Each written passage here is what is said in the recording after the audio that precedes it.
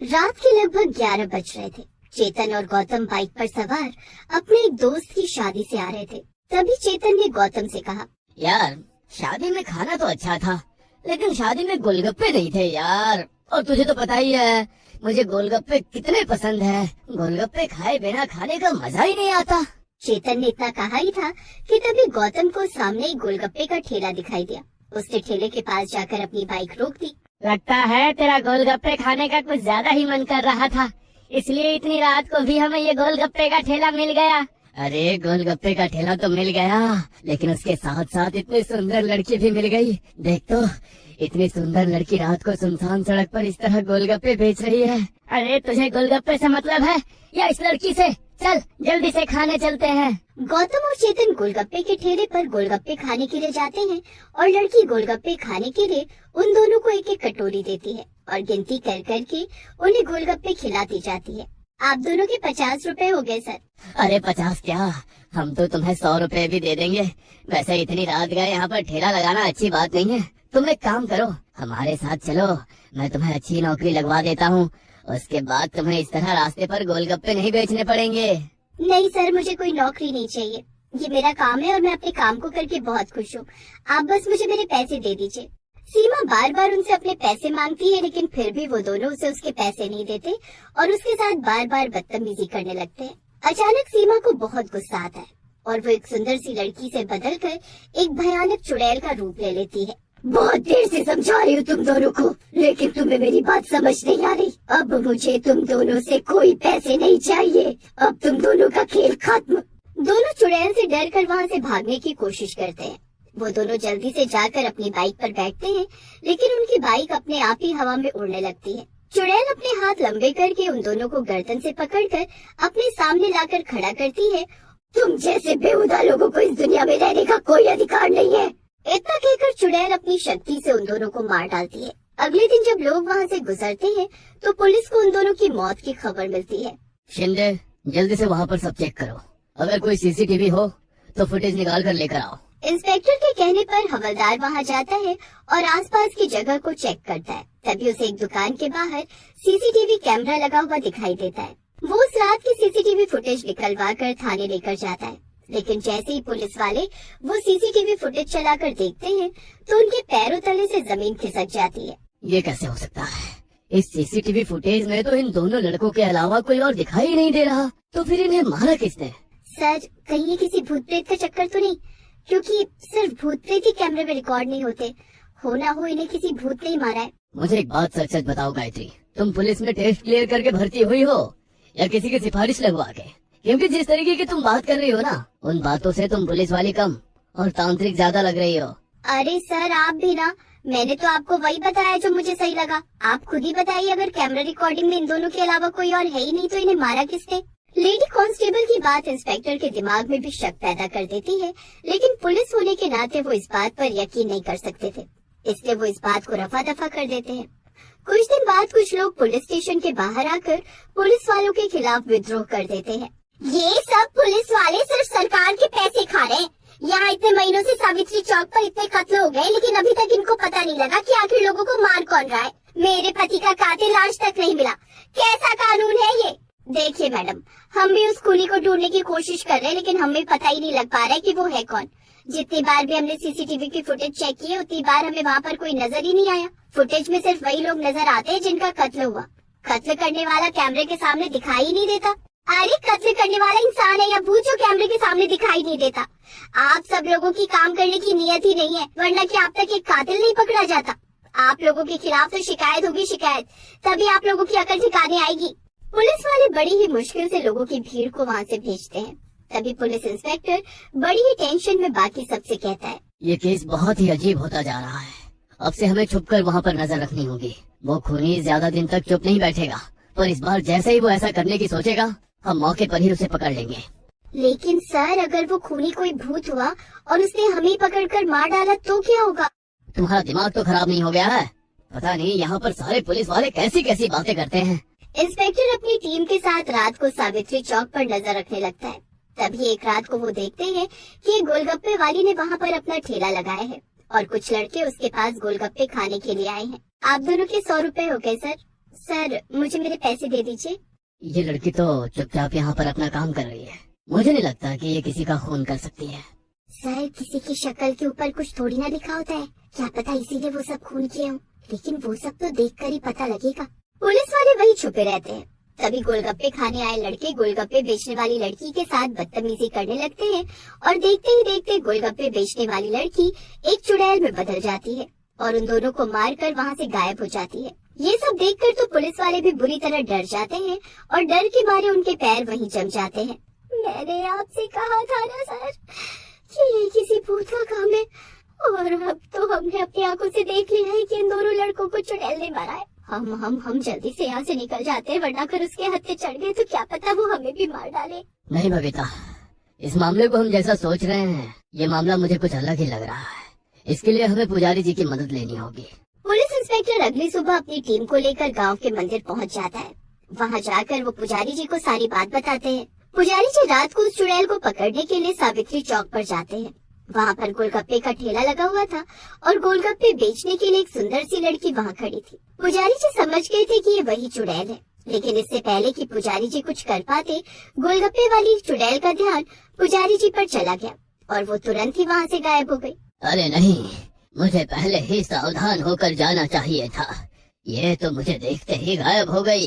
इसे पकड़ने के लिए मुझे कुछ और तरीका अपनाना होगा। अगले दिन पुजारी जी एक जवान लड़के को वहाँ पर भेजते हैं। आज भी वहाँ पर गोलगप्पे का ठेला लगा हुआ था। पुजारी जी अपने साथ लाए हुए लड़के नितिन को वहाँ पर गोलगप्पे खाने के लिए भेज देते हैं। आप बस 2 मिनट रुकिए, मैं अभी आपके लिए गोलगप्पे लगाती हूँ। पुजारी जी वहाँ एक पेड़ के पीछे छिपे हुए थे। गोलगप्पे वाली नितिन को गोलगप्पे बना कर देती है। नितिन उससे काफी सारे गोलगप्पे खा जाता है। सर आपके 70 रुपए हो गए।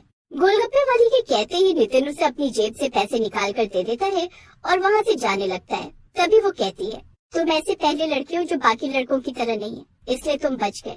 गोलगप्पे वाली नितिन के साथ बातों में उलझ जाती है और इसी बात का फायदा उठाकर पंडित जी उसके ऊपर गंगा जल छिड़क कर उसे कैद कर लेते हैं। उसके चारों तरफ एक गोल घेरा बन जाता है। सुंदर सी लड़की से बदलकर अब वो एक भयानक चुड़ैल का रूप ले लेती है।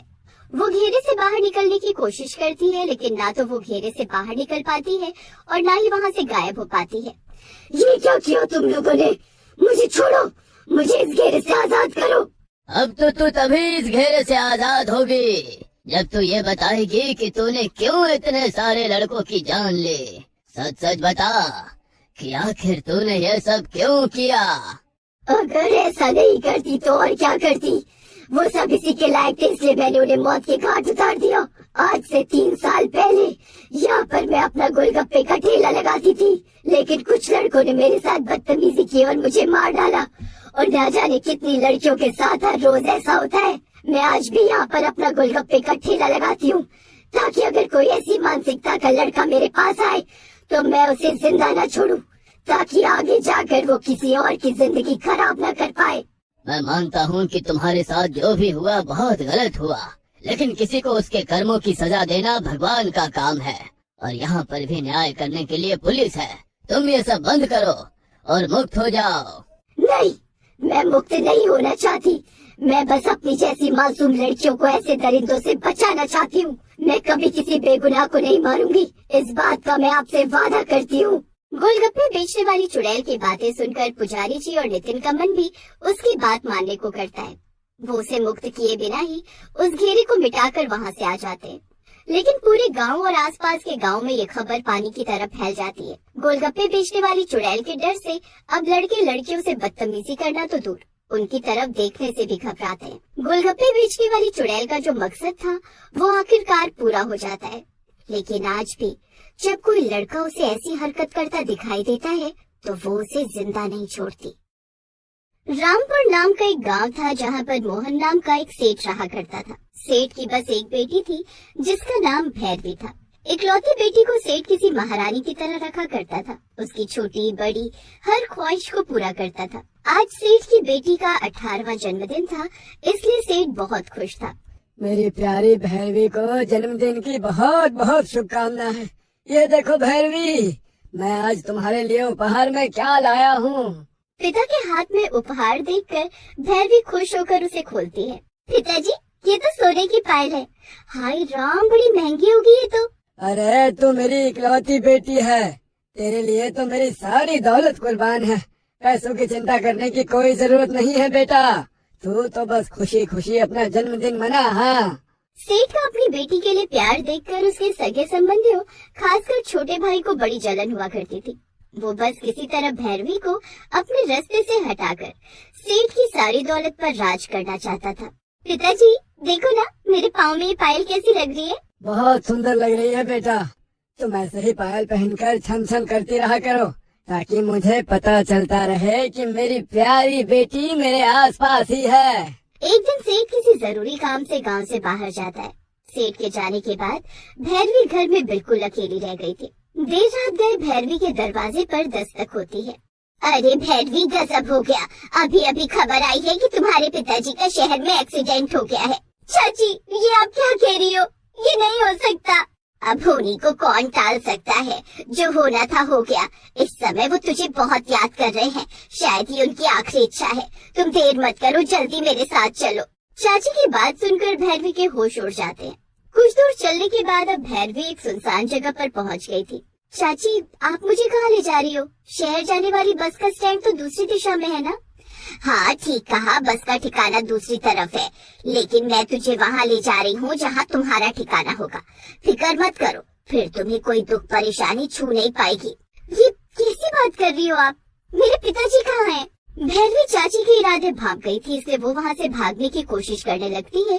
तभी उसका चाचा आकर उसका मुंह दबाकर उसे सुनसान जगह ले जाता है, जहाँ दोनों चाचा चाची मिलकर भैरवी को मार डालते हैं। लो, हट गया हमारे रास्ते का कांटा।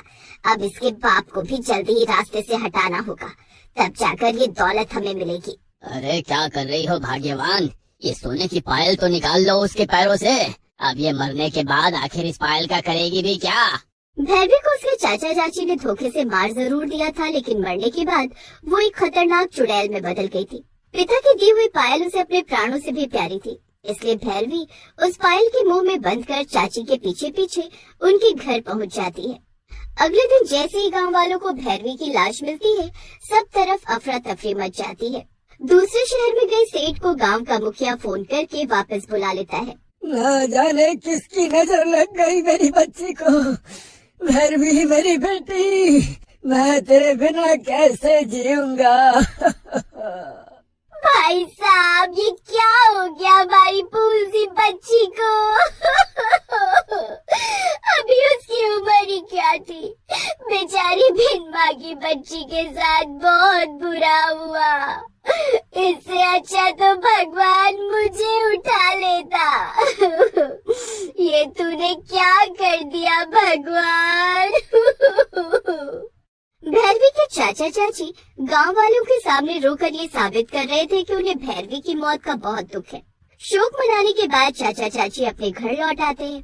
अरे भैरवी के पैर से पायल तो उतार ली हमने, लेकिन उस पायल को अपने घर में रखना खतरे से खाली नहीं है। हो सकता है कल को पुलिस पूछताछ करने के लिए आए, इसलिए इस पायल को यहाँ से हटाना होगा।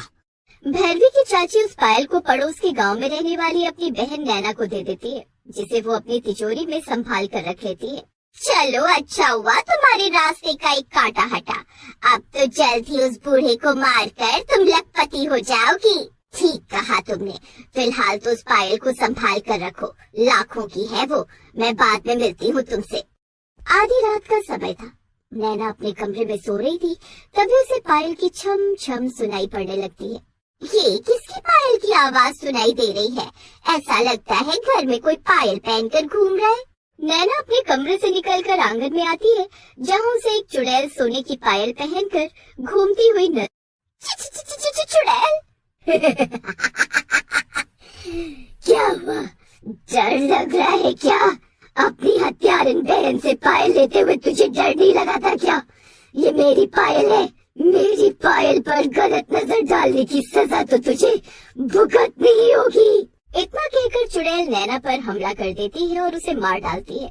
नैना की चीख सुनकर उसका पति रमेश भी वहाँ आ जाता है, और जैसे ही एक चुड़ैल को अपने सामने खड़ा देखता है, उसका रोम रोम डर से कांपने लगता है। जब मुझे धोखे से मार दिया तब मैं भी बेगुनाह थी, ज्यादा रोना धोना मचाने की जरूरत नहीं है। तेरी बीवी बेगुनाह नहीं थी, मेरी मौत की साजिश में वो भी शामिल थी।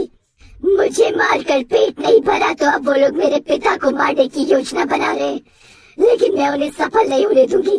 तू अपनी जान बचाना चाहता है तो फोन करके मेरे चाचा चाची को यहाँ बुला। ठीक है, मैं अभी बुलाता हूँ, लेकिन मुझे छोड़ दो, मुझे मत मारना। रमेश भैरवी के चाचा को फोन मिलाता है। भाई साहब, बहुत बड़ा अनर्थ हो गया। नैना दुनिया में नहीं रही, मुझे कुछ समझ में नहीं आ रहा। आप लोग जल्दी यहाँ आ जाइए। रमेश की बात सुनकर भैरवी का चाचा अपनी पत्नी को लेकर वहाँ पहुँच जाता है। दोनों पति पत्नी मिलकर पूरे घर को घूम घूम कर देखते हैं, लेकिन उन्हें घर में कोई भी नजर नहीं आता। रमेश ने तो फोन पर कहा था कि नैना की मौत हो गई है, लेकिन उनके घर का माहौल देखकर तो ऐसा लग रहा है कि जैसे यहाँ पर कोई है ही नहीं। ठीक कह रहे हैं आप, यहाँ तो कोई दिखाई नहीं दे रहा। लगता है रमेश और नैना ने हमारे साथ कोई मजाक किया है। चलिए यहाँ से वापस चलते हैं। जैसे वो दोनों वहाँ से बाहर निकलने के लिए दरवाजे की तरफ जाते हैं, दरवाजा अपने आप बंद हो जाता है और अंधेरे कमरे से पायल की आवाज सुनाई देने लगती है। नैना, ये क्या मजाक है? तुम जानती हो ना इस समय हम पहले से ही परेशान हैं। सामने आओ और साफ साफ बताओ कि ये सब क्या चल रहा है। चाची की बात सुनकर घर की लाइट ऑन हो जाती है। ये सब क्या हो रहा है जी? मुझे तो अब डर लग रहा है। आप चलिए यहाँ से। चाची की बात सुनकर अचानक वहाँ पर एक डरावनी हंसी की आवाज गूंजती है और तभी कमरे में एक डरावनी चुड़ैल नजर आने लगती है। भाग्यवान, क्या जो मुझे दिखाई दे रहा है तुमको भी वही दिख रहा है क्या? ये अचानक से कमरे में डरावनी औरत कैसे आ गई? मुझे ऐसा लगता है ये कोई चुड़ैल है, वरना इस बंद कमरे में अचानक से कहाँ से प्रकट हो जाएगी। मेरे पैरों में पहनी हुई ये पायल देखो और याद करो, शायद तुम्हें समझ में आ जाए कि मैं कौन हूँ। अरे सुनते हैं, ये तो उस भैरवी की पायल है जो मैंने नैना को रखने के लिए दी थी। कहीं ऐसा तो नहीं ये भैरवी की ही आत्मा है जो पायल पहनकर यहाँ घूम रही है? बिल्कुल सही पहचाना तुमने। मैं वही भैरवी हूँ जिसे धोखे से मार डाला था तुमने, और शायद अपनी मौत के लिए तो मैं तुम्हें माफ भी कर देती, लेकिन मेरे पिता की मौत की साजिश रचकर तुमने अपनी मौत का कुआं खुद खोदा है। अगर तुम जिंदा रहे तो मेरी तरह तुम मेरे पिता को भी मार डालोगे, और ऐसा मैं कभी नहीं होने दूंगी। बेटा, अरे तुम्हें कोई गलत फहमी हुई है। हम अपने बड़े भाई को क्यों मारेंगे? अरे तुम्हारे पिताजी तो मेरे लिए पिता के समान है। तुम तो जानती हो ना कि मैं उनसे कितना प्यार करता हूँ। हाँ हाँ चाचा, प्यार तो तुम मुझसे भी बहुत करते थे। बचपन से मुझे अपनी गोद में खिलाया तुमने, लेकिन मेरा गला दबाते हुए एक बार भी तुम्हारा हाथ नहीं कांपा। दौलत ने तुम्हें इतना अंधा कर दिया कि तुमने मुझे मारने से पहले एक पल के लिए भी नहीं सोचा। खड़े खड़े मुंह क्या देख रहे हैं? हाथ पैर जोड़कर माफी मांगो अपनी भतीजी से, वरना अभी ये हम दोनों का राम नाम सत्य कर देगी। माफ कर दे बेटा। अरे हमारी अक्ल पर पत्थर पड़ गए थे जो हमने ये सब साजिश रची। हम वादा करते हैं, हम ये गांव, जमीन, जायदाद सब छोड़कर हमेशा के लिए कहीं दूर चले जाएंगे। अरे बल्कि तुम कहो तो हम भिखारी की तरह भीख मांगकर अपना जीवन बिता देंगे, लेकिन हमें जाने दो। मैं कोई भीख नहीं मांगने वाली, मुझे तो सेठानियों की तरह जीना है। आए बड़े भीख मंगवाने वाले। तेरी साजिश में साथ देने वाली नैना को मैंने उसकी सही जगह पहुंचा दिया है, लेकिन तुम दोनों सही कह रहे हो। तुम्हारी सजा मौत नहीं है। चाची, तुझे सेठानी बनना था ना? तेरी तो ऐसी हालत करूंगी कि तू